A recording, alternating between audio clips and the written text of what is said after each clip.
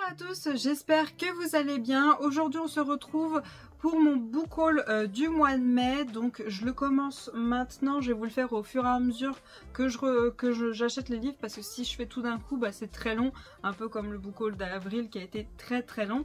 Donc tout d'abord, le premier livre que j'ai acheté, enfin dans les premiers que j'ai acheté, c'est Une couronne de lumière, une cour de lumière et de ténèbres, tome 1 de Lindsay Hall, les éditions Alter Real Édition.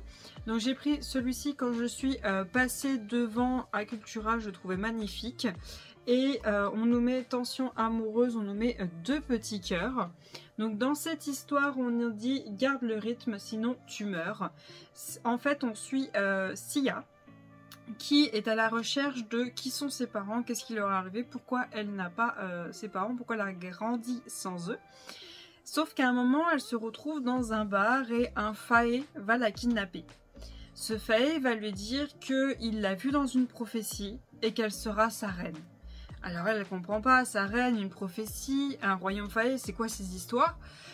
Du coup il l'emmène, donc elle découvre la cour de lumière et de ténèbres, donc le royaume Fae qu'elle trouve magnifique, mais peut-être que c'est beau, mais derrière ça l'est pas du tout. Et elle se retrouve à devoir participer dans une compétition pour pouvoir devenir la reine du roi, mais elle n'en a pas envie, mais si elle ne le fait pas, c'est pas sûr qu'elle survive. Donc une compétition féroce, soit tu fais la compétition, soit tu meurs tout de suite, voilà. Et le problème c'est qu'à chaque fois qu'elle croise ce roi Fae, lui il y a une tension quand il la voit, il a un désir pour elle, mais elle, voilà, elle veut juste se sortir de là. Donc du coup, ce livre, on nous a mis deux petits dessins. On a notre roi Fae qui est juste là, voilà.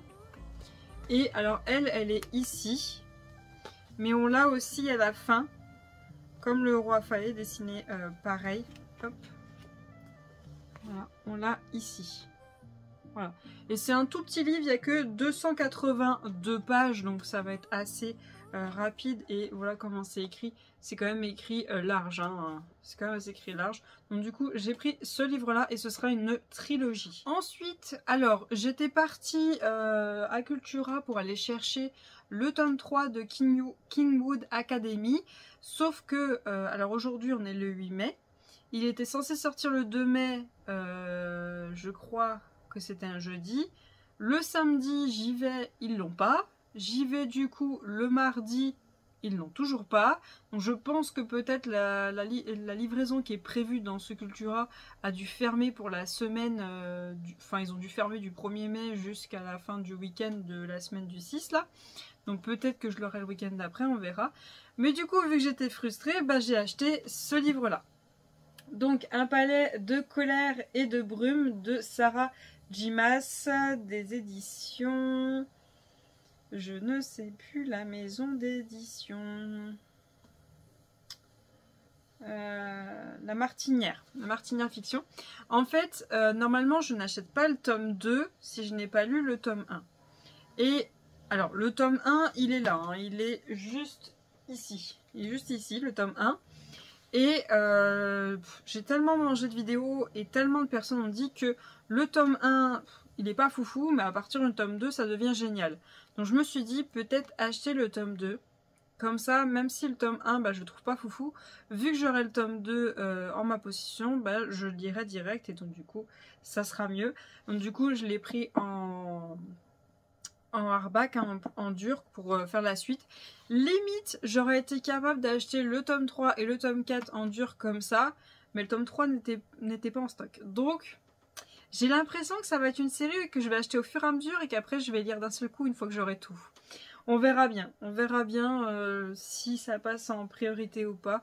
Au bout d'un moment, il faudra, hein, parce que bon...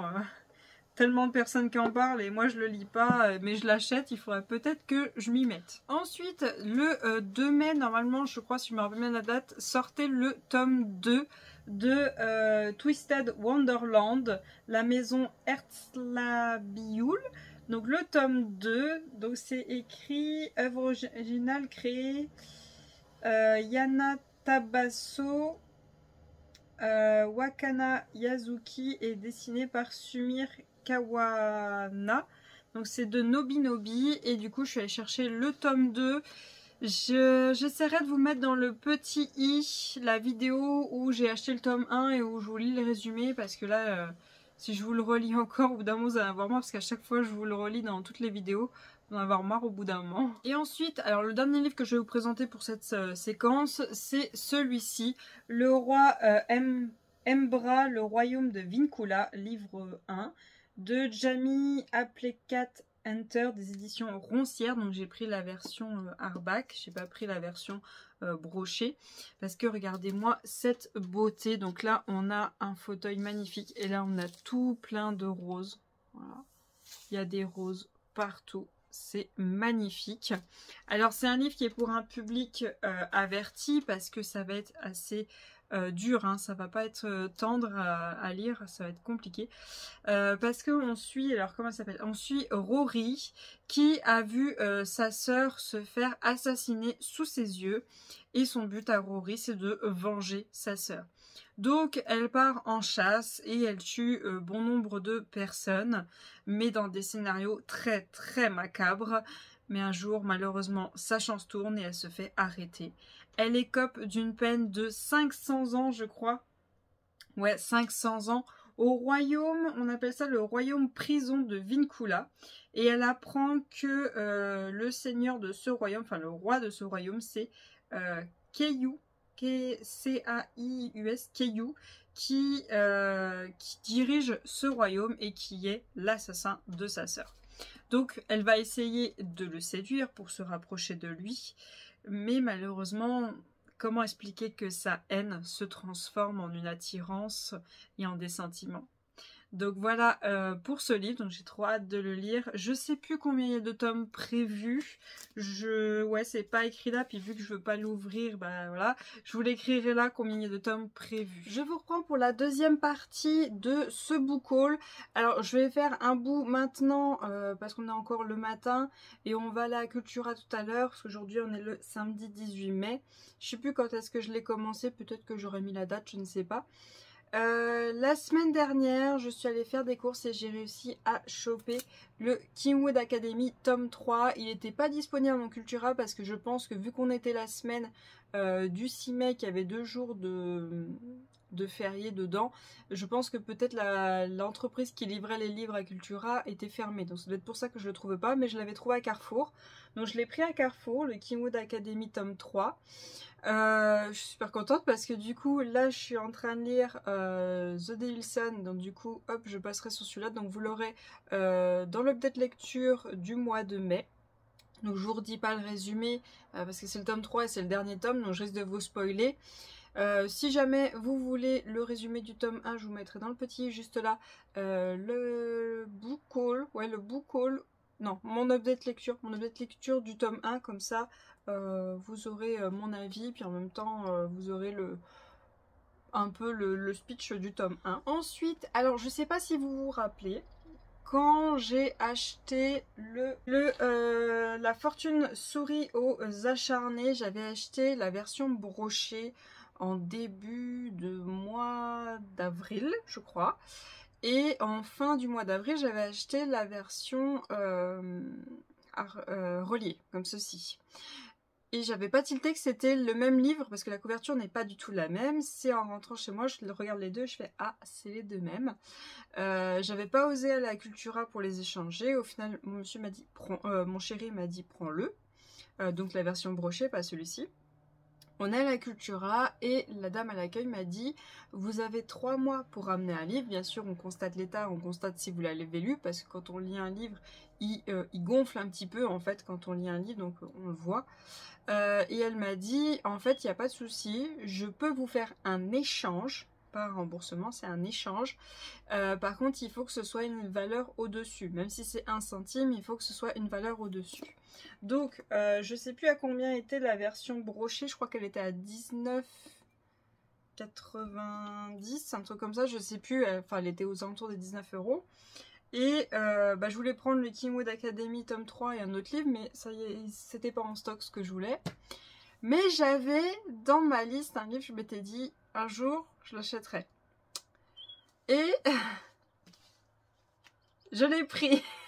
Donc j'ai pris Crescent City, donc Maison de la Terre et du Sang de Sarah Jimas, des éditions de Saxus. Et j'avais longtemps hésité à le prendre parce que voilà quoi, parce qu'il est énorme, il est vraiment énorme. Bien sûr j'ai voulu le prendre en version reliée et pas brochée. Et il est à 30 €. Puis bon, vu que j'avais déjà donné une partie, je me suis dit bon, là ça fera moins mal, même si j'ai déjà donné une partie, de donner ce qui manque. Donc du coup, je vais vous lire ce qu'il y a au dos. Et ce sera plus simple, je pense. Donc on nous dit « Lié par le sang, tenté par le désir, déchaîné par le destin ». Brice, une jeune femme mi-humaine, a une vie parfaite. Elle travaille la journée chez un marchand d'antiquités qui vend des artefacts magiques, je vais y arriver, et fait la fête toute la nuit avec ses amis en savourant chaque plaisir qu'offre Lunation, plus connue sous le nom de Crescent City. Mais un jour, un terrible meurtre va venir ébranler les fondations de la ville, de même que le monde de Brice. 2 ans plus tard, son travail ressemble à une impasse et elle se plonge dans l'oubli en écumant les clubs les plus fameux. Mais lorsque le meurtrier frappe de nouveau, Brice se retrouve entraîné dans l'enquête et doit faire équipe avec Hunt, un mystérieux ange déchu dont le passé noir hante chacun de ses pas, pardon. Ce dernier est l'assassin personnel des archanges, ouais, et doit protéger la jeune femme même s'il lui porte peu d'intérêt. À la recherche de la vérité, Brice et Hunt vont apprendre à se connaître et vont explorer les bas-fonds de la ville jusqu'aux niveaux les plus sombres de l'enfer, où des choses qui dormaient depuis des millénaires se révèlent.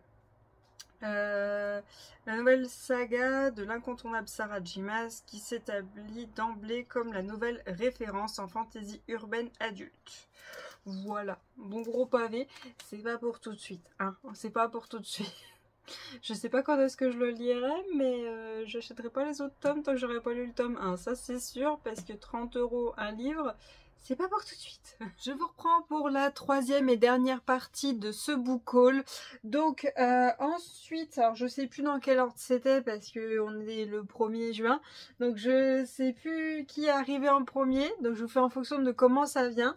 J'ai récupéré le tome 13 de 3 Yakuza pour une otaku écrit par Narumi Nasegaki des éditions Soleil Manga. Alors je vous refais pas le speech parce que c'est le tome 13. En gros, on suit une jeune fille qui a sauvé la vie d'un petit papy qui a failli se faire écraser par une voiture.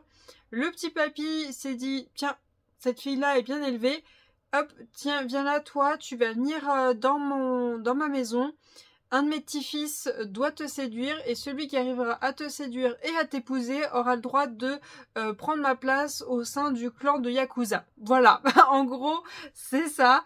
Donc du coup, c'est le tome 13. Moi, je me suis arrêtée de lire au tome 9, donc j'ai 3 tomes à lire avant celui-là. Et je crois que le tome 14 est le dernier. Donc je vais attendre le tome 14, comme ça m'en fera 5, ouais ça m'en fera 5, 10, 11, 12, 13 et 14 à lire, donc ça m'en fera les 5 derniers d'un coup. Le tome 14 n'a pas encore de date, j'espère vraiment que ce sera le dernier parce que ça commence à être un petit peu long, mais bon franchement moi pour le moment j'ai bien aimé, pour le moment je trouve ça sympa. Ensuite j'ai récupéré le 6e tome de Comment je suis devenue la servante du duc de Aloha Johari des éditions K-Book. Donc c'est le dernier webtoon de l'histoire, il n'y en a que 6. Je l'ai pas du tout commencé, pas du tout. Je voulais me le faire en one shot. Donc du coup là j'ai les 6, je vais pouvoir me le lire d'un coup. C'est ce que je vais essayer de faire un maximum avec les webtoons et les mangas, c'est que je vais attendre que tout soit sorti ou qu'une grosse partie soit sortie avant d'y lire parce que il y a des mangas, ils mettent sur 2 ans, voire des fois 3 ans quand il y en a beaucoup, pour tout sortir. Et donc, arrivé au bout des 3 ans, ben, on se rappelle même plus le premier tome. Donc du coup, là, je suis contente. Il y a les 6 qui sont sortis. J'ai les 6 en ma possession. Je vais pouvoir vous lire les 6 d'un coup et vous le mettre dans mon update, dans un update lecture. Donc ça, ce sera génial. Je vous refais pas le speech parce que, alors si je me rappelle bien, c'est une jeune fille qui va se retrouver réincarnée dans une histoire qu'elle a lu, je crois que c'est dans un livre qu'elle l'a lu, et elle va tout faire pour sauver la vie du personnage qu'elle aime le plus, qui normalement décède dans ce livre. Mais du coup, en faisant ça, elle va changer totalement l'histoire. Du coup, c'est le petit speech qu'on a dans le tome 1. J'en sais pas plus, mais voilà du coup ce que j'en sais. Ensuite, j'ai récupéré Le Faucheur de sorcières, le tome 1 de Witch Walker. C'est une série en 4 tomes. Du coup, moi je l'ai pris en relié. Je l'ai pas pris en brochet. En brochet, il est avec une épée. Du coup, il ressemble à ça. Il est trop beau. J'adore. Je le trouve magnifique. Hop, on a notre petite femme juste là en dessous. Je sais pas si vous allez bien voir avec les reflets. Et notre monsieur juste là. Et voilà le dos. Donc, on nous dit qu'on va suivre, alors comment elle s'appelle, Reina. On va suivre Reina qui vit dans un royaume où il y a un faucheur de sorcières qui vient en récupérer une de temps à autre. Et le royaume est... ont un roi qu'ils appellent le roi de Givre. Reina a perdu sa sœur par le faucheur de sorcières. Il lui a enlevé sa sœur, il ne sait pas ce qu'elle est devenue. Reina a 24 ans, elle est bien décidée cette fois-ci à se venger auprès du faucheur. Le faucheur qui lui s'appelle Alexus. Le jour où il se repointe, elle est bien décidée à le tuer, sauf que va s'en suivre une alliance entre les deux. Elle aide le faucheur à sauver le royaume, en échange elle aidera sa sœur à être sauvée au passage. Donc va s'en suivre un arrangement entre les deux. Donc on nous dit dans ce livre qu'on a de la romance, de la magie, de l'ennemi à l'amant, de la fantaisie et du slow burn. Donc ça a l'air vachement intéressant. Et on a déjà la date pour le tome 2. Le tome 2 sortira normalement, si la date ne bouge pas, le 6 novembre de cette année. Et il s'appellera La Cité des Ruines. Ça sera aussi avec une épée, mais une épée un peu plus différente. Ça ressemble plus à une dague d'ailleurs. Donc à vous de voir, on verra à quoi ressemblera le tome 2 en relié. Ensuite, j'ai récupéré le tome 1 de House of Marianne de JL, des éditions Olympe. Dans cette histoire, on va suivre, alors je sais plus comment elle s'appelle, on va suivre Kel, qui fuit de village en village avec sa mère. Sa mère essaye de la protéger parce que Kel a une magie interdite en elle qu'on appelle la Trushana. Mais à un moment ou à un autre, elles vont se faire avoir, elles vont être attrapées. Et du coup, Kel va rejoindre l'académie. Alors l'académie, je ne sais plus comment elle s'appelle. Enfin, elle rejoint l'ordre, c'est pas une académie, c'est l'ordre, une mystérieuse société d'élite régie par la magie à laquelle appartient sa grand-mère. Et sa grand-mère, pour elle, Kel est son héritière. Pour elle, c'est Kel qui va reprendre l'héritage, donc elle est bien contente que du coup sa petite fille a été retrouvée. Sauf que pour devenir l'héritière, elle a trois rites d'intronisation à réussir. Il faut absolument qu'elle les réussisse, sinon elle ne peut pas récupérer l'héritage de sa grand-mère. Sauf que Kel, elle a un tuteur qui lui facilite pas la tâche, ça devient assez voilà, électrique entre les deux et il l'aide pas du tout. Du coup, on nous dit dans ce livre qu'on a de la romance, de la fantaisie, école de magie, young adulte et secret. Donc on verra bien ce qu'on nous dit. Là tout en haut on nous dit parfait pour les amateurs, pensionnat magie, de sombres secrets et de romans au charme scintillant. Donc pourquoi pas. Attendez, je vais juste vous enlever la jaquette pour que vous voyez à quoi ressemble le livre sans. Parce qu'on l'a très peu vu sur la jaquette sur les réseaux. Hop, voilà. Moi j'aime pas du tout sur la jaquette, mais bon, voilà, je l'ai pris comme... je crois pas qu'il y avait plusieurs options, je sais plus. Donc Voilà, il n'y a pas grand chose à dire. C'est pas écrit gros, mais c'est pas non plus écrit trop petit. Ça va, j'ai vu qu'il y avait beaucoup de dialogues, donc ça devrait le faire. Mais il est quand même assez gros, hein. Je crois qu'il fait dans les 500 ou pas loin des 500 pages. Il fait, ouais, 500 et des brouettes. Ouais, 500, on va dire 500 tout pile, je pense. On verra bien. Je suis pas sûre à 100% d'aimer, mais on verra bien. Alors, j'ai peut-être oublié de vous dire, mais cette histoire-là est en 3 tomes. Ce sera une trilogie. Ensuite, j'ai récupéré celui-ci, donc Un royaume d'étoiles et d'ombres de Holly René de Milady, qui sera en 4 tomes. Donc dans cette histoire, on a romance, fantasy, vampire, fae, romantasy et érotisme. Donc attention, ce roman comporte des scènes de sexe et de violence explicites, donc attention à vous. Dans ce livre, on va suivre, alors comment ça s'appelle, Andara, qui n'est pas du tout maître de sa destinée. Elle a sa destinée qui est déjà toute tracée parce qu'elle a des marques dorées sur les joues et sur son dos, montrant qu'elle est bénie des étoiles. Donc ça veut dire qu'elle devra épouser le roi Gavril, je crois qu'il s'appelle Gavril, pour qu'il devienne le prince héritier du royaume des Fae de Citlali, bref, Sophie. Sauf que leurs ennemis, c'est les vampires, donc on sera du côté des Fae, si j'ai bien tout compris.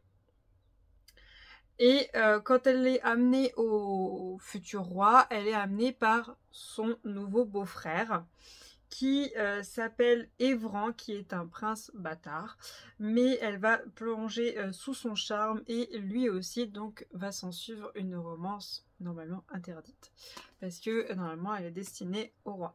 Donc on a, hop, juste ici une petite illustration, voilà. Magnifique. Regardez ses joues et son dos. Voilà ce que je vous disais.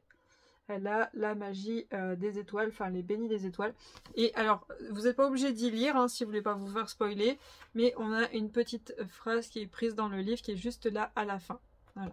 Il existe qu'en version brochée. En tout cas, moi je ne l'ai pas vu en grosse version. Et c'est écrit bien gros. Donc ça fait plaisir. Et on a 283 pages. C'est vraiment pas long et il est en 4 tomes. Le deuxième tome n'est pas encore annoncé, on n'a aucune info pour le moment. Ensuite, j'ai récupéré From Lukov de White Love de Mariana Zapata des éditions Eden, Édition. Alors, c'est un one-shot. C'est une romance contemporaine, patinage artistique. Dedans, on a romance, patin à glace, new adulte, sport, compétition sportive, humour. Petit aparté, très compliqué de l'avoir en bon état. Peu importe où vous allez, les parties grises sont tout le temps rayées. Elles sont tout le temps rayées. J'ai cherché un peu partout pour l'avoir en bon état, mais voilà. Il n'y a pas d'autre solution de l'avoir dans cet état-là. Donc voilà, petit aparté. Donc dans ce livre, on suit Jasmine. Jasmine qui est patineuse artistique, mais qui n'a jamais vraiment gagné de compétition. On lui propose du coup de faire un concours avec Ivan Lukov, qui lui est un champion de patinage artistique. Alors oui, ça serait super intéressant pour elle et ça lui ferait faire un bond dans sa carrière, sauf que ce garçon est insupportable, elle le déteste, il est arrogant, enfin bon bref, elle a pas envie mais elle a pas vraiment le choix. Donc du coup ils vont devoir travailler ensemble, pas le choix hein. Mais va s'en suivre une petite attirance, bref, entre les deux qui risque de fondre la glace. J'avais entendu parler de ce livre par Nina Quill, elle avait beaucoup aimé. Certains disent que ça ressemble beaucoup au tome 2 de Morgane Maucombe des Saisons. En ce moment, vous savez, un automne pour te, je sais pas quoi, un hiver pour te, bah voilà, c'est un hiver, donc le tome 2. Sachez que le Morgane Maucombe est sorti après celui-là. Celui-là, il est sorti avant aux États-Unis. Voilà, il est sorti avant. Donc peut-être qu'il y a une petite aspiration, mais celui-là était le premier, après l'autre était le deuxième. Donc dites pas que celui-là c'est une copie de l'autre. parce que si c'est le cas, c'est l'inverse. Mais à mon avis, ils sont quand même un peu différents. Ils se ressemblent pas totalement. Hein. Déjà, vous voyez la tête du livre, c'est pas la même chose. Donc bon, voilà, c'est pas grave. À voir parce que moi, du coup, celui de Morgane Moncombe, j'ai pas trop aimé. Donc j'espère que celui-ci, je vais aimer. On a notre petite jeune fille qui est juste là. Voilà, elle est trop belle. Elle est trop belle. Elle est magnifique. Et on a notre jeune homme qui est juste là. Bonjour monsieur. Bonjour. Ah oui, il est séduisant. Oui, oui.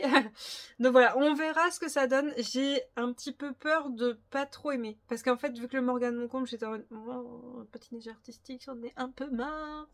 Parce que c'était vraiment très long. Ça parlait beaucoup de la compète. Bah là, j'espère que ça ira. On verra bien. Ensuite, j'ai récupéré celui-ci. Donc, la série The Renew Love Butcher and Blackbeard de Bryn Waver, édition Verso, je crois, je suis pas sûre. Excusez-moi, mon anglais est pourri. Donc dans ce livre, on a de la romance sombre, comédie noire, tueur en série, amour, public averti, compétition. Donc on nous dit la série Killer, romance, phénomène, best-seller, BookTok, international, meurtre, chaos et passion torride garantie. Alors attention, c'est pas pour tout le monde, hein. Ça peut perturber, hein. Faire attention. Donc tout tueur a besoin d'un ami, tout jeu doit avoir un vainqueur. On a Sloane et Rohan qui sont des meurtriers. Ils sont rivaux, voilà. Qui vont devenir amis et même plus qu'amis, voilà. Donc une petite romance va se faire entre deux meurtriers, voilà. Sauf qu'il va se passer des petites choses autour d'eux qui vont faire que on va dire les cadavres qu'ils ont laissés derrière eux veulent se venger. On va dire ça. Et donc du coup, soit ils s'en sortent, soit c'est terminé pour eux. Je vais essayer de vous lire le dos parce que j'ai beaucoup de mal à faire le résumé. Je pense qu'en vous lisant le dos, ça sera beaucoup plus simple. Lorsqu'une rencontre fortuite rapproche Sloane et Rohan, meurtriers et rivaux, une amitié aussi improbable soit-elle, naît entre ces âmes damnées. Il s'avère que tous deux ont une prédilection bien particulière pour les autres serial killers. Des petites villes de Virginie occidentale à la chic Californie, du centre de Boston au Texas rural, les deux chasseurs se lancent dans une compétition annuelle, macabre et sanglante, qui les oppose aux monstres les plus dangereux du pays. Mais quand leur relation finit par évoluer, ils découvrent alors que les fantômes tourmentés qu'ils ont laissés sur leur passage ne sont pas loin, prêts à revendiquer bien plus que leur amour naissant. Sloane et Rohan parviendront-ils à s'extirper de leur jeu mortel ou ont-ils enfin trouvé un adversaire à leur taille?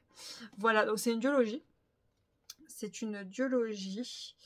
Alors, avertissement. Alors, je vais vous lire ce qu'ils ont écrit. Yeux et orbites, chirurgie amateur, décoration en peau, tronçonneuse, hache, couteau, scalpel, pas mal d'objets tranchants en fait. Cannibalisme accidentel, cannibalisme pas si accidentel que ça, utilisation douteuse d'un cadavre momifié, esclave lobotomisé, utilisation peu conseillée d'ustensiles de cuisine, je m'excuse par avance pour la glace cookie and crème ou pas, scène de sexe explicite incluant sans limité, ouais. Sexe brutal, king, bref. Sextoy, voilà, bref. Vous en avez un. Punaise, il y en a une deuxième page. Domination, piercing, génitaux, blablabla. Référence à de la négligence parentale et à de la maltraitance sur enfant, perte d'un parent non décrite, référence non détaillé à des agressions sexuelles sur mineurs.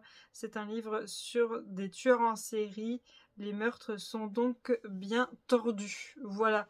Donc attention à vous, hein, c'est pas pour tout le monde, il faut bien faire attention. Elle a... Ah, cool! Cool, cool, cool. Il y a une playlist. Il y a une playlist musicale. Voilà, il y a une playlist musicale, c'est cool.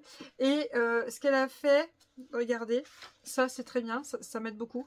Parce qu'elle a mis les chapitres et elle a mis les musiques par rapport aux chapitres. Et à part My Missing Piece, My Missing Piece, qui avait mis au début de chaque chapitre la musique qu'il y avait dans ce chapitre-là, je n'ai trouvé aucun autre livre qui me disait, excusez-moi pour la moto, qui me disait quand mettre la musique, parce que c'est bien beau de mettre une playlist devant, moi quand je lis, mon portable il est pas à côté de moi, voilà. Donc moi je lis, je mets pas la playlist automatiquement, c'est ah je vois qu'il faut que j'aille mettre la musique, attendez je vais chercher mon portable et je le mets.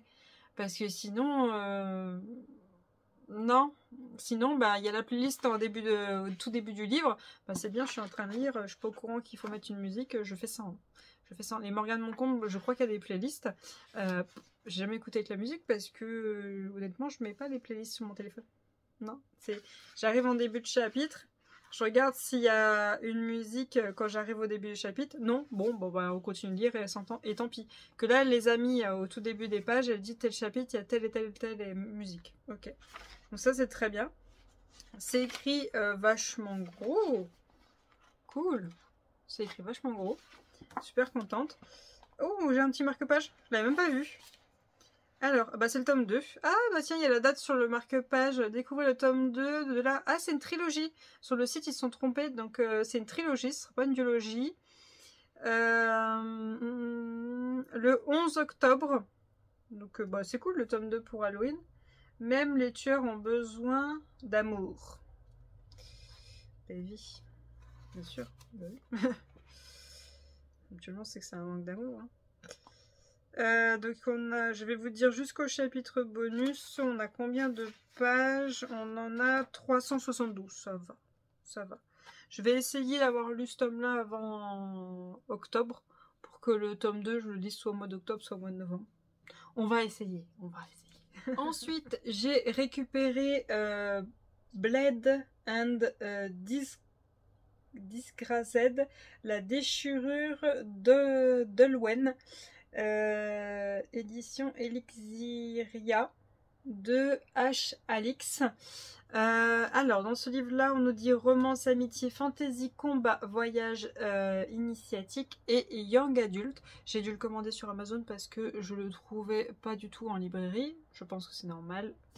On nous dit par contre à la fin du livre qu'on a 2 marque-pages inclus. Je sais pas s'il y a réellement des marque-pages parce que j'en ai pas.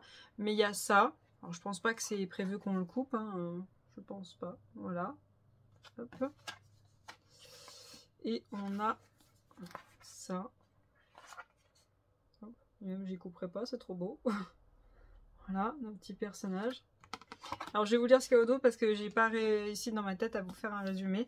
Donc on nous dit sauvage et solitaire, Fleetwood, du haut de ses 19 ans, mène une vie insouciante au cœur du domaine de son père, le puissant duc de l'Arc.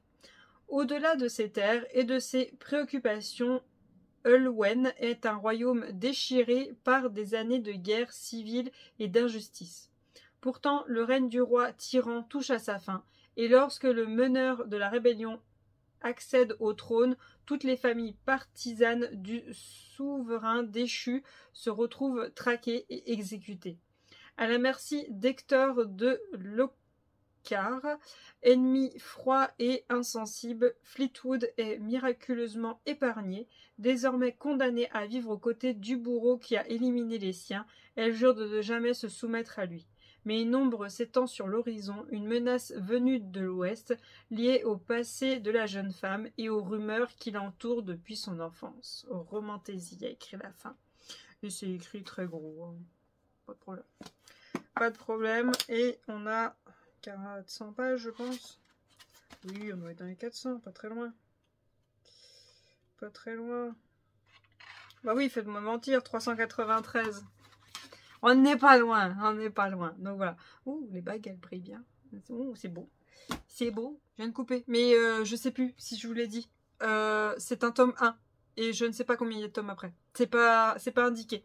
C'est pas du tout indiqué combien il y aura de tomes après. Donc c'est un tome 1. Voilà.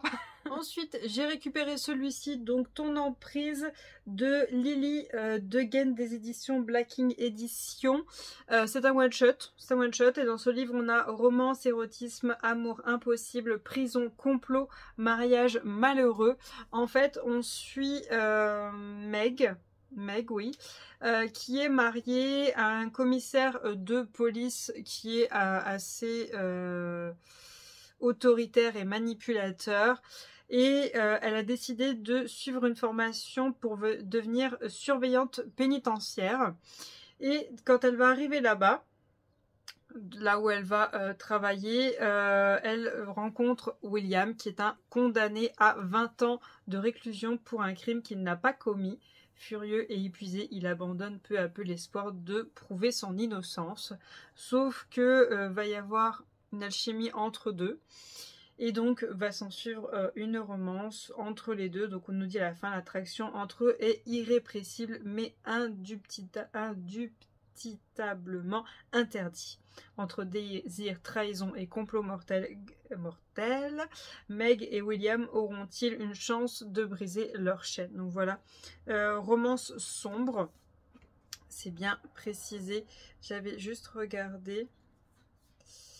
Avertissement. Ce roman traite de sujets sensibles tels que les abus psychologiques et physiques au sein du couple et de l'univers carcéral. Des faits de violence sur mineurs et homophobie sont également évoqués. Les lieux sont fictifs et certains fonctionnements et dysfonctionnements de l'établissement pénitentiaire ont été adaptés pour le bien du récit. Mais ce que je voulais vous montrer, c'est... Alors, vous avez ce genre de page, voilà. Et vous en avez d'autres, voilà. Alors, regardez-moi ça. Trop beau. Trop, trop beau.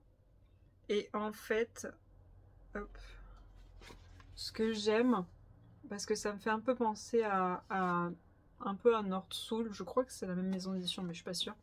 C'est que oui, on va aborder des sujets très sombres, très très sombres, mais on nous met un peu de douceur pour pouvoir plonger dans nos livres avec un peu de... Voilà, faut respirer, c'est juste... voilà, pour parler, voilà, pour dire les choses, et voilà. Donc on a William, on a... comment ça s'appelle déjà? Je sais plus son nom à elle. Hop, j'y arrive pas. Meg. On a Meg, et en fait, leur début de chapitre, à chaque fois, ils changent chacun. Et du coup, à chaque début de chapitre, on a un magnifique dessin, comme je viens de vous montrer. Vous voyez, William, c'est la cage. Et quand c'est Meg, elle, c'est la petite pendule, comme ça. Voilà. Et donc, du coup, à chaque début de chapitre, c'est très beau et c'est agréable à lire. Ça permet de souffler un coup. Donc là-dedans, on a 487 pages. Voilà, la fin. La fin, regardez, c'est beau. C'est beau. Et heureusement qu'il y a ça, parce que vu que c'est très dur à lire, ben, il vaut mieux. Je vous ai pas montré, c'est quand même assez large. On verra bien ce que ça donne, mais je me suis dit pourquoi pas. Ça peut être sympathique, entre guillemets, mais je me suis dit pourquoi pas. Ensuite, j'ai récupéré ce livre-là, La Reine des Enfers. Donc dans ce livre, on a romance, fantasy, mythologie grecque, Perséphone, Hadès, réécriture, et c'est un one-shot. Regardez-moi ça comme il est beau, il est magnifique.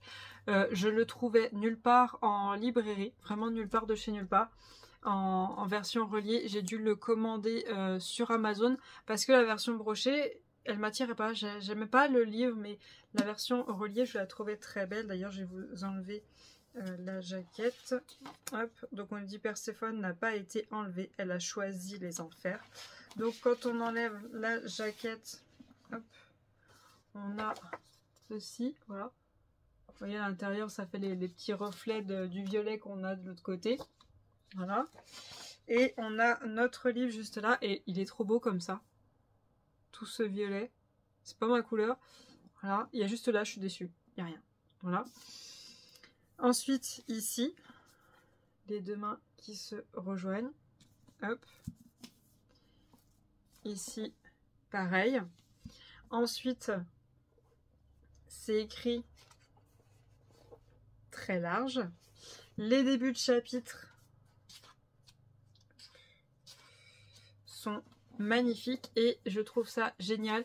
C'est que quand, vous voyez la page juste avant, elle s'est terminée là.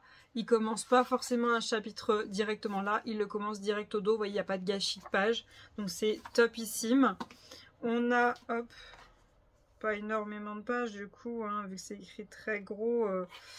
On a 442, mais franchement, c'est écrit très gros. Il y a pas mal de dialogues, donc franchement, faut pas s'arrêter là. Je vais vous lire le dos parce qu'il n'y a pas grand chose d'écrit.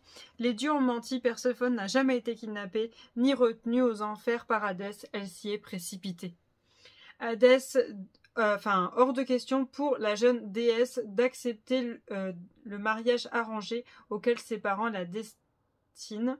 Maintenant, elle doit convaincre Hadès de l'aider. Ce n'est pas une mince affaire. Le dieu des enfers est tout à la fois arrogant, hostile et terriblement sexy, mais pour gagner sa liberté et conquérir son pouvoir, Perséphone est prête à prendre tous les risques.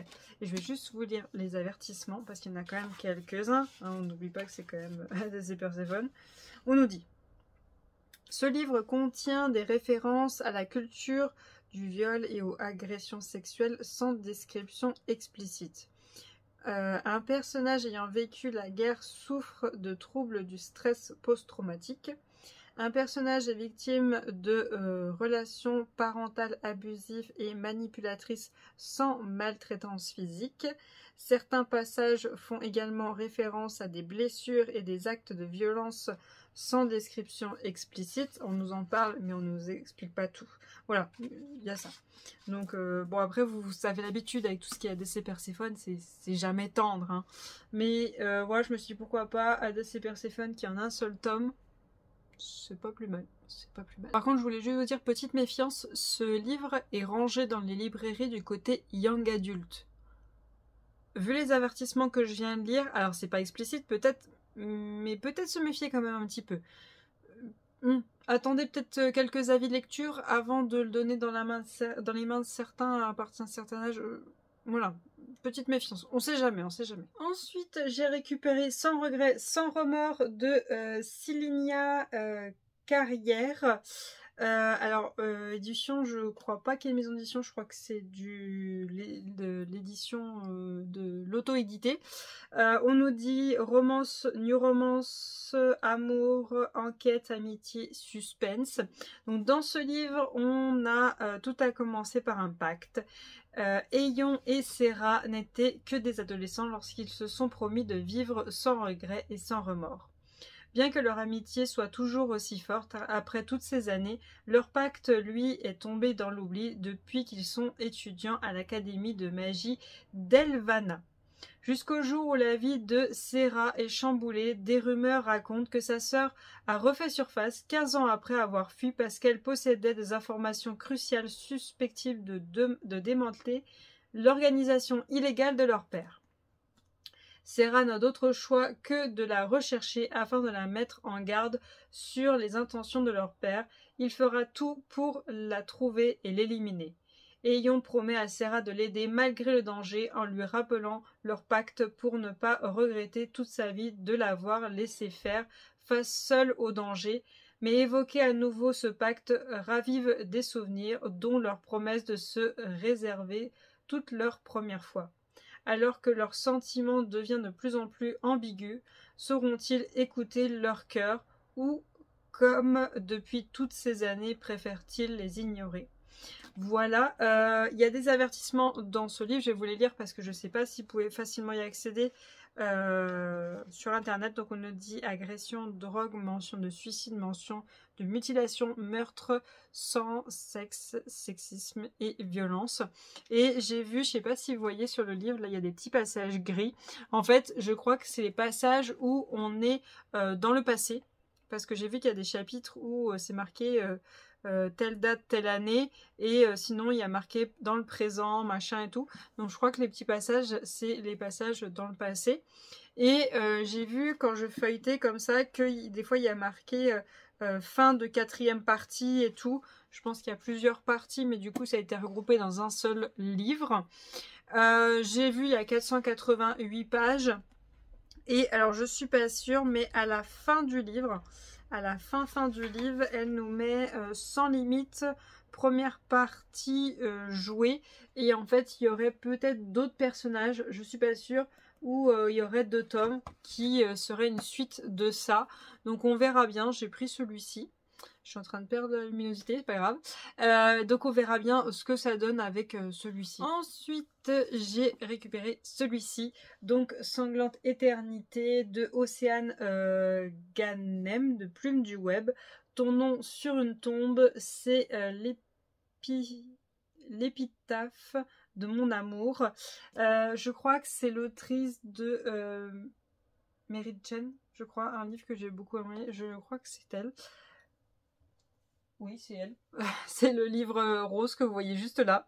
J'aime beaucoup ce... C'est comment déjà Mary Jane, oui c'est ça. J'adore. Et du coup, c'est la même autrice. C'est pas la même maison d'édition. Non, c'est pas du tout la même maison d'édition, mais pas grave.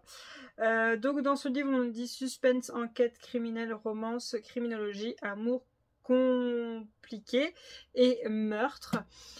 Voilà, c'est joyeux, en ce moment c'est joyeux. Donc on nous dit jusqu'à la folie, au-delà de la mort. Cette année, Gabrielle Cruz se l'est juré, elle arrête les bêtises et se concentre sur les études. Parce que si elle loupe encore une fois ses examens, son père lui coupera les vivres et elle devra rentrer au bercail. Plutôt mourir pour elle qui a toujours rêvé d'être criminologue. Ça va, c'est pas une criminelle, c'est de l'autre côté, hein. Et ce n'est pas Gabriel Del Vecchio, ça sent mal rien que le nom, son meilleur ami et accessoirement l'homme idéal qui mettra à mal ses bonnes résolutions. Beau, intelligent, parfait, à un détail près, c'est un véritable bourreau des cœurs. Gabriella sait très bien qu'elle doit arrêter de fantasmer sur lui, car il s'est montré très clair, ils sont amis et amants, mais c'est tout. Pourtant, tout bascule lorsqu'une série de meurtres atroces et pervers frappe le campus. L'enquête la fascine, les secrets l'engloutissent, et en qui peut-elle avoir confiance? Au jeu du chat et de la souris, Gabriella prend des risques, quitte à y laisser son cœur et sa vie. Deuxième édition, livre déjà sorti sous le titre Serial Fucker en 2020. Je l'ai pas lu moi, ce Serial Fucker. Donc voilà. J'ai eu beaucoup de mal à l'avoir. J'ai été obligée de le commander parce que les librairies n'en avaient pas. Alors, liste, attention, on a de la violence, meurtre et description de meurtre, agression sexuelle, relation toxique. Je crois que les débuts de chapitre, on a une petite image. On a très souvent ça avec Plume. C'est joyeux. C'est joyeux. Mais oui, c'est écrit très gros. Hein. Plume du Web. J'aime beaucoup le format de leurs livres. Ils sont très souples, je les aime bien. On a 474 pages. Et il y a bien écrit fin à la fin. C'est sûr, c'est une fin. Alors, ensuite, sortait ce mois-ci le livre Rejeté par l'alpha de Kat C. Well, mais il sortait en format poche. Et la couverture du format poche, elle est très jolie, mais je ne suis pas une amoureuse des formats poche et j'adore la couverture. Oui, je fais partie des personnes qui, s'il y a des personnages, ça ne dérange pas. Parce que je vais vous lire le dos et vous allez vous rendre compte que cette image, en fait, est assez importante. Voilà. Vous comprendrez quand je vais lire, vous allez vous rendre compte d'un détail qui est sur l'image qui est important. On nous dit, il m'a rejeté, puis il a réalisé que j'étais le centre de son univers. Tant pis pour lui. Una, donc elle, je garde la tête basse dans cette meute ariétée. Les femmes sont mal considérées et ma jambe blessée fait de moi une marchandise endommagée. Ça n'aide pas que je n'ai jamais réussi à me métamorphoser en louve. Malgré tout, je n'ai pas peur de la vie de célibataire. Personne ne fait attention à moi et ça m'arrange bien. Mais quand la biologie entre enfin en jeu, je perds la tête. Je revendique notre alpha comme mon compagnon et il me rejette devant toute la meute. Je survivrai, c'est ce que j'ai toujours fait. Qui veut d'un abruti arrogant pour compagnon de toute façon? Killian, oui, sacré pectoraux, pour être le leader de la meute méritait, j'ai dû me montrer dur, impitoyable, je ne flanche pas et je ne fais jamais d'erreur. Et s'il y a une chose dont je suis certain, c'est que Kuna Eye, bref, Kuna, n'est pas ma compagne. Mon loup est peut-être attiré par elle, mais si elle était mienne, je le saurais. Et même si je reviens constamment vers elle, même si elle ne sort plus de ma tête, je suis le mâle le plus fort depuis 5 générations. Je peux faire entendre raison à une femelle. Il n'y a pas moyen que j'ai ruiné la meilleure chose qui me soit arrivée. Je suis l'alpha de la meute de Carrie. Je ne perds jamais. Voilà. Et donc du coup, c'est très important pour moi ça. C'est important. Pour ça, je voulais pas la version poche. Je trouvais ça super important. Et donc, les débuts de chapitre sont comme ça. Donc, vous voyez, on a la louve avec écrit Una. Et je vous cherche un avec lui. Le loup avec écrit Killian. Voilà. C'est écrit vachement gros, hein. Pas de problème. C'est pas souple par contre, c'est pas très souple le livre. Et on a 380 pages, tout pile. 380 pages. Pour l'avoir comme ceci, vous êtes obligé de le commander sur internet. Vous le trouverez pas en librairie, vous le trouverez qu'en poche en librairie. Et c'est édition H-Lab. Je sais pas trop. La version poche, je sais plus quelle maison d'édition c'est, mais vous pouvez le trouver en librairie si vous le voulez en poche. Mais en tout cas, si vous le voulez comme ça, il faut le commander. Mais chez vous, il n'y a pas toujours du stock. Donc si vous le voulez, vous voyez qu'il n'est pas en stock, vous le mettez dans une liste et vous attendez qu'il revienne parce que il n'y a pas toujours du stock pour ce livre-là. Ensuite, super contente, j'ai récupéré ce livre-ci, donc Amour, saveur, framboise de Kate Canterbury des éditions Roncière, et c'est bien réservé pour un public averti.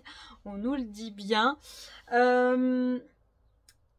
Je vais déjà vous parler du livre, après je vous ferai une petite aparté.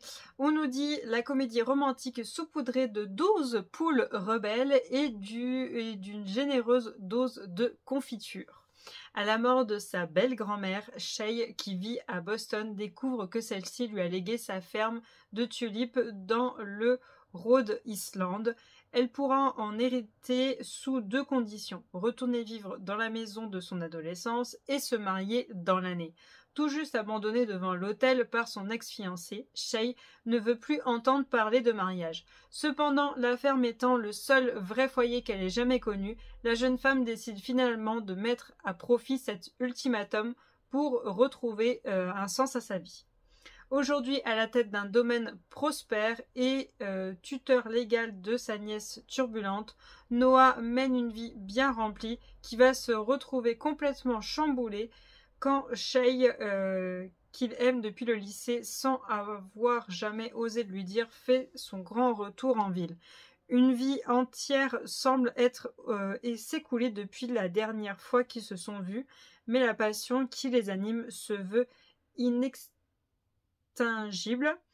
Voilà, donc regardez-moi ce jaspage magnifique. Magnifique de chez Magnifique. Et on nous dit... montre-moi à quoi ça ressemble de t'appartenir. Voilà. Hop. Et il y a des avertissements. Détresse psychologique, emprisonnement, grossophobie, harcèlement, langage grossier, maladie grave, meurtre, mort d'un proche, parent absent, scène à caractère sexuel explicite, trafic de drogue. Et on a tous les débuts de chapitre où on a des petites étoiles comme ceci là. Hop.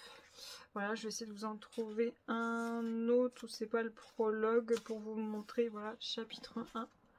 Hop.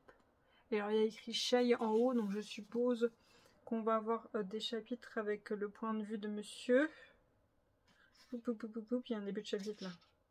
C'est toujours elle. Oui, oui, Noah. Noah. Voilà. Hop. C'est lui. Voilà. Alors, ce livre est d'une beauté incroyable. J'ai trop hâte de le lire. Il est magnifique. C'est un one-shot. C'est un one-shot.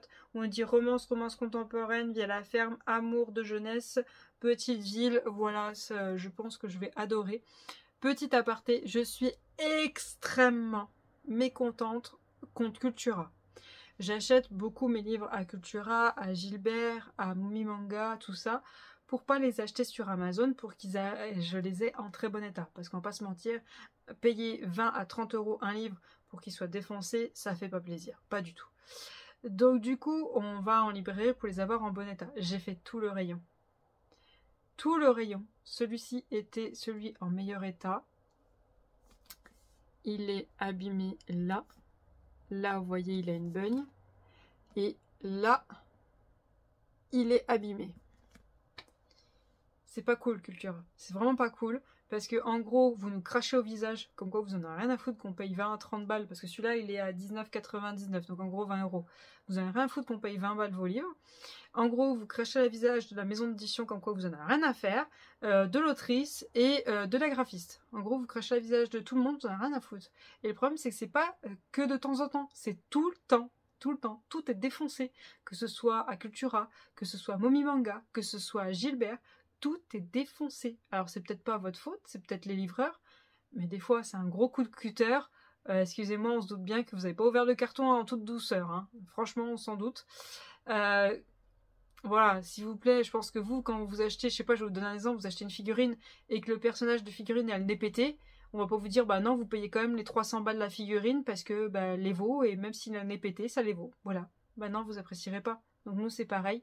Sinon, bah vous nous faites des remises à chaque fois qu'on trouve une bugne sur un livre. Hein. Y a pas de problème.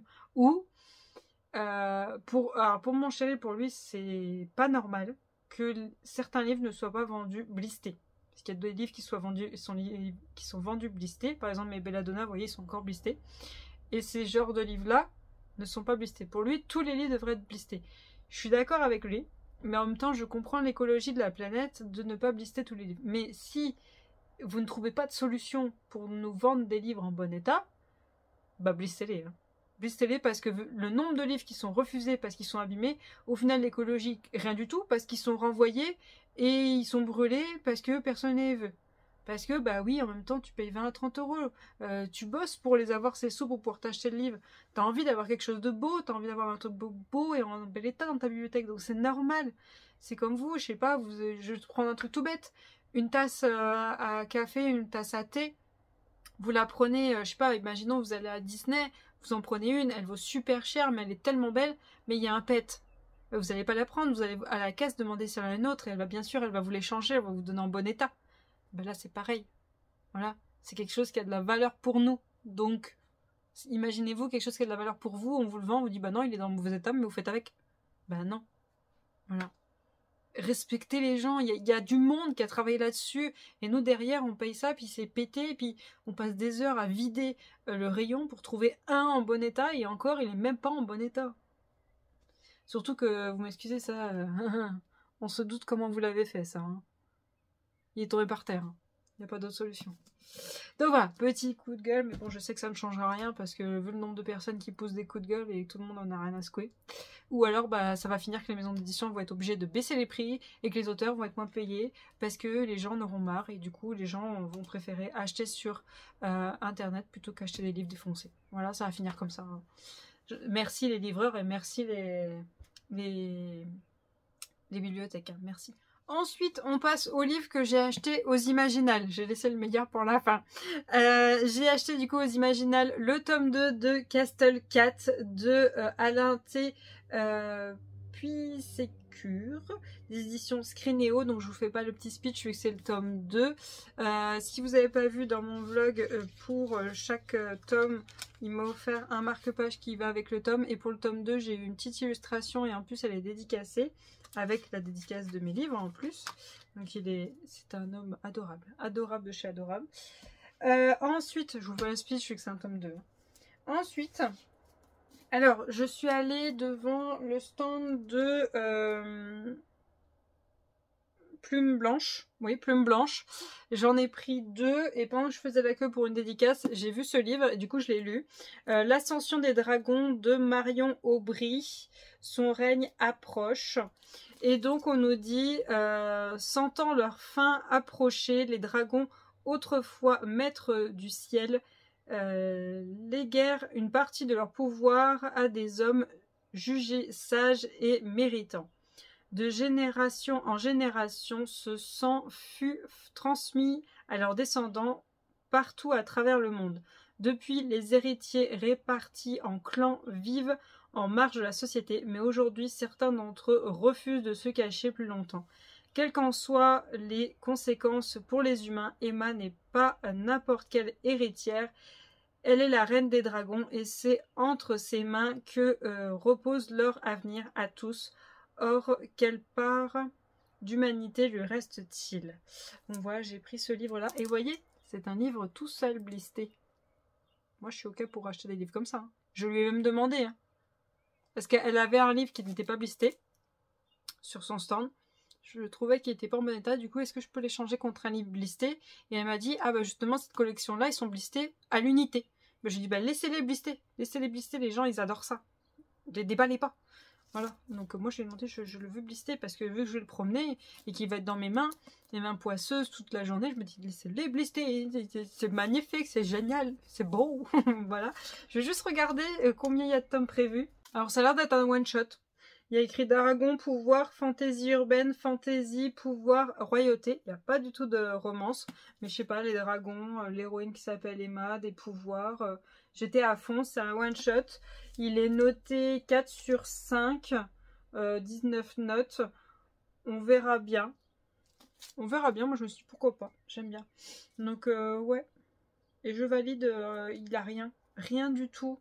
Donc je valide pour les livres comme ça, blistés seuls. Ça se trouve en plus ils sont tous livrés en librairie blistés seuls. Et vu qu'ils les ouvrent comme des barbares et nous les abîment. Les déballez pas, laissez-les comme ça. Voilà, vous en déballez un et c'est tout. Du coup sur le stand de Plume Blanche, il y avait l'autrice Le Chant des Voiles. Voilà, j'étais trop contente. Donc il y avait Tips qui était là. Je l'ai fait dédicacer. Hop, hop, hop. Voilà, j'ai la petite dédicace juste là.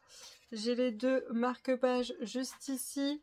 Je vous ai tout montré en détail sur mon vlog, donc n'hésitez pas à aller le voir. Je vous montre un peu plus en détail les dédicaces. Donc le Chant des Voiles, on nous dit l'océan, Lucas, on a toujours rêvé, vivre libre et loin de la misère dans laquelle elle a grandi, l'obsède. Peu importe qu'elle soit une femme, sa détermination est sans limite et elle compte bien prendre la mer. Quand la capitale de Landéavour l'intègre à son équipage, quand le capitaine de Landéavour l'intègre à son équipage, en dépit des convenances, Lucas semble toucher son rêve du doigt. Mais passé l'euphorie du départ, la vie à bord se révèle impitoyable sous les ordres de l'intransigeant et mystérieux maître coq Alex. Lucas cherche à trouver sa place malgré le sexisme et la superstition légendaire des marins, alors que les véritables raisons de sa présence sur le navire lui échappent encore. Bien déterminée à percer le secret de leur expédition, la jeune mousse découvre rapidement que sur Landéavour, rien n'est ce qu'il paraît être. Ouhou. Donc dans ce livre, on a de la romance, du pirate, sans doute, de l'aventure, du féminisme, légende, chasse au trésor, et c'est un one shot. Et je vous mettrai une image du relier, il est magnifique, déjà rien que la couve, waouh. Mais c'était une campagne Ulule, donc on peut plus l'avoir, on peut plus que l'avoir en brochet comme ça, malheureusement, mais il est quand même très beau, hein. Il est écrit très gros. Les débuts de chapitres sont magnifiques. De temps en temps, on a des petits dessins glissés comme ça, de temps en temps. Mais sinon, les débuts de chapitres sont comme ça. Hop. Je vais pas vous montrer tous les dessins. Attendez, j'en ai trouvé un. Voilà, c'est parce que c'est la partie 2. Partie 2, voilà. Et dans ce livre, c'est écrit très très gros. Hein. Très très gros et très gras. C'est cool. Quand on est fatigué, c'est parfait. Donc on a 511 pages. 511 pages. On a les croquis de nos personnages à la fin. Voilà. Et bah voilà, franchement trop bien. Moi j'aurais bien aimé réussir à l'avoir en relié, mais bon, je savais pas qu'il y avait une campagne Ulule, je savais pas. Sinon bien sûr que je l'aurais pris. Ensuite, bah, j'étais toujours sur le stand de Plume Blanche et ils avaient ce livre-là qui était à disposition. Il n'y avait pas l'autrice, dommage, mais il y avait ce livre-là. Donc Rose éternelle de Ophélie Duchemin. Aime et sois aimé en retour, où tu connaîtras l'abysse de la solitude pour toujours. Donc c'est contes revisités, fantasy, romance, La Belle et la Bête, famille et réécriture. Il y a 3 tomes et les 2 premiers tomes sont déjà sortis. Je l'avais dans ma wishlist depuis un petit moment, puis là il était devant mon nez. Je pouvais le choisir en bon état. Je me suis dit, ouh, on y va. On y va. Donc on nous dit trahison, complot. Voilà que le destin guide les pas de Méliane au pied de la Myrialara, ce mystérieux arbre couvert de roses, protecteur et gardien d'une famille royale déchue. Dans l'ombre rôde la bête monstrueuse et redoutable que Méliane devra apprivoiser pour sauver les siens. Il ressemblait à un prédateur dangereux, sauvage, et il était aussi autre chose, quelque chose d'indéfinissable. Voilà. Et c'est écrit un peu petit. C'est écrit un petit peu petit, mais ça va le faire. Pour moi, en tout cas, ça le fait. Début de chapitre sublime. Vraiment sublime. Oula, on va pas l'abîmer. Très souple. Très souple. Ah oui, très agréable. J'aime beaucoup. Est-ce qu'on a des avertissements? Je crois pas. On a une petite carte. Hop. On a une petite carte. Et c'est tout. Hein. Et c'est tout. Le dernier tome est sorti il n'y a pas très longtemps, en plus, je crois. Et on a 513 pages. Ça va. Ça va. Mais il faut que je m'y mette. Oui, il faut que je m'y mette comme tout ce qui est derrière moi dans la partie blanche. Il faut que je m'y mette. Oui. Ensuite, pour finir, donc là, on est toujours sur les Imaginales. J'ai acheté cette petite BD, hop, Bébé Kell et l'œuf mystérieux de B.A.B. Cassie belge, des éditions Feuilly, je sais pas. Donc Bébé Kell s'est réveillé tôt ce matin, il fait encore nuit et le petit chat s'ennuie. Il décide donc de partir pour une grande chasse au trésor. Que va-t-il bien pouvoir trouver? Donc je l'ai fait dédicacer devant elle. En fait, j'ai vu ce petit livre dans une vidéo de Kimi et oui, je vais y arriver. Et je l'ai trouvé magnifique. Je l'ai trouvé super beau. Et en fait, avec monsieur, de temps en temps, on achète des petits trucs pour enfants de temps en autre. Et on augmente un petit peu les choses au fur et à mesure des affaires pour futur, peut-être bébé un jour. Voilà. Voilà. Et avec, il y avait le livre de coloriage et des petits crayons de couleur. Bon, les petits crayons de couleur, je vais pas les garder, je vais les donner à mes neveux et nièces. Mais le de coloriage, il est sympathique. Donc je vais garder ça. Je pense qu'il n'y a qu'un seul livre. Ensuite, je suis passée sur le stand de Marilyn Well, qui fait des livres avec différentes créatures de mythologie. Donc là, on a le grimoire des dragons, voyage en Asie. On a le grimoire des dragons fées. On a, je suis mon préféré, le grimoire des étranges créatures. Voilà, celui-ci, rien que la bête là, elle est magnifique. Et on a le grimoire des créatures japonaises. Alors il y en avait beaucoup d'autres, mais je pouvais pas tout prendre, hein, bien sûr. Budget, voilà. J'ai aussi pris des marque-pages. Voilà, hop. Je vous montre un peu plus en détail dans mon vlog numéro 22. Et voilà, hop. Si vous voulez aller sur son site, il y en a une partie, je crois qu'il n'y a pas tout le monde là. J'avais trop envie de prendre le loup-garou aussi. Et voilà. Et elle a une campagne Ulule qui sera sur les chats à partir de septembre, le 17 septembre. Et celui-là, c'est sûr, je me mets dessus. Je me mets dessus sur celui-ci. Donc elle m'a fait une dédicace à chaque livre. Je vous montre pour celui des dragons. Hop, voilà. Hop, je suis désolée, il y a une porte qui est en train de s'ouvrir à cause du vent. C'est ça que vous entendez. Et hop, voilà. Voilà, voilà. Hop, j'essaie de vous en montrer d'autres. Ah, celui-là, j'ai le marque-page. Et en fait, ce que j'adorais dans ces livres, c'est que je me suis dit, hein, si on a une fantaisie, une romantasy, tout ça, qui nous parle de créatures et tout, qu'ils essayent d'y décrire dans les livres, et c'est vrai que des fois, décrire une créature, c'est pas toujours évident. Dans un livre, un dragon, ok, on arrive un peu à s'imaginer la bête, mais des fois, il y a des créatures, accroche-toi. C'est vrai que si des romancières font... je sais pas, un genre de partenariat avec une illustratrice, ils peuvent mettre en bas voir BD, je sais pas, le Grimoire des Dragons Voyage d'Asie de Marilyn Well. À la fin du livre, ils mettent son site et comme ça, il y a un lien où tu pourrais lire ton livre. Je sais pas, je vais prendre un livre. Je prends un livre, le premier qui est au-dessus de ma pile. Hein. Je sais pas, tu peux lire ton livre, et là on te parle d'un dragon, je sais pas, bleu, nanana, il s'appelle tel dragon, hop, tu vas à la page, tu fais, ah ouais, ok, je vois qu'il est comme ça, je vois ses caractéristiques et tout, ok, j'ai compris ce qui va l'attendre, elle va morfler, l'héroïne, voilà.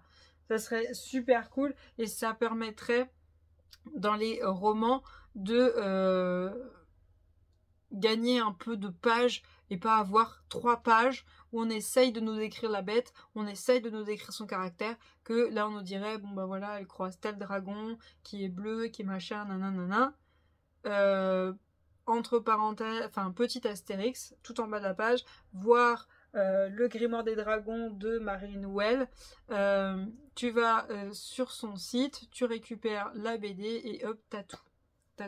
Alors c'est vrai, ça ferait acheter de trucs, mais c'est génial. Imaginez, je sais pas, imaginez-vous avec Force Wing, elle te dit bah c'est tel dragon, parce qu'il y a des dragons différents dans Force Wing. Il y en a certains, j'ai eu du mal à me les imaginer moi. Imaginez-vous avec une page comme ça. Parce que pour rappel, dans Force Wing, il y a des dragons de plusieurs couleurs. Hein. Ouais. Donc imaginez-vous avec une page comme ça. Ça serait incroyable, incroyable. Je me suis dit, ça serait top. Donc du coup, moi, je veux voir ces créatures. Comme ça, si jamais dans un livre, je vois le nom d'une créature et que j'arrive vraiment pas à me l'imaginer, bah, je vais voir dans les BD de Marilyn Well, dans ses illustrations. Et je fais, bon, bah, ok, j'arrive pas à me l'imaginer, donc je vais imaginer celui-ci qui est dans l'illustration parce que j'arrive pas à l'imaginer dans le livre. Voilà, et ça serait cool. Ça serait vraiment cool. Après, moi, j'ai vraiment adoré... Hop. Celui-ci, Grimoire des étranges créatures. Et rien que celle-ci de créature, rien que celle-ci, elle est magnifique. Je la trouve sublime. Hop, je vais essayer de vous trouver sa page. Alors déjà rien que ça.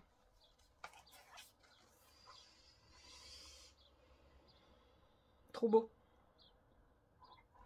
Trop beau. J'en pouvais plus. C'est magnifique.